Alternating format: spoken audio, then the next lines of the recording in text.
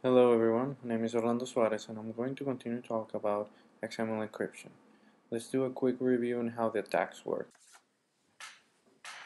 So, we have a client sending an encrypted message using any algorithm in CPC mode to a web server. An attacker intercepts the message and wants to know what it says. So he's going to take the ciphertext, modify it, split it, and send it to the server that he knows that can decrypt it.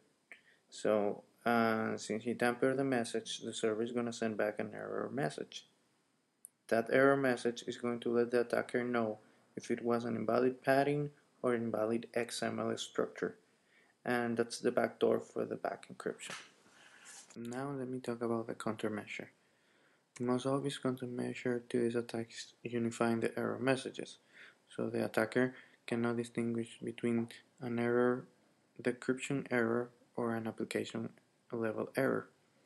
The problem with this countermeasure is that developers use this message while implementing applications. And also, a drawback to this measure is that an attacker can analyze the time of response and see on which level was the error. Another countermeasure can be the use of the XML signature, which is a classical digital signature scheme that provides authentication.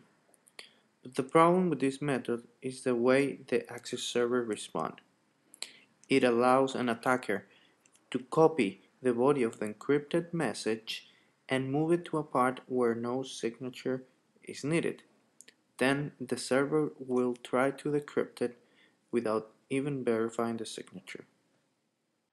Finally, the recommended countermeasure is changing the mode of operation, replacing the CBC mode of any encryption algorithm and change to one that will able to provide a message integrity, like the Galois counter mode.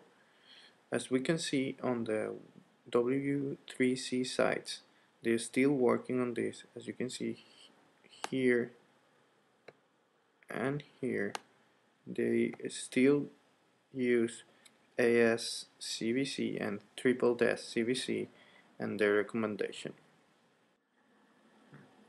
Well, hopefully you enjoy the presentation, and here is the list of reference that I use for my project. Thank you and goodbye.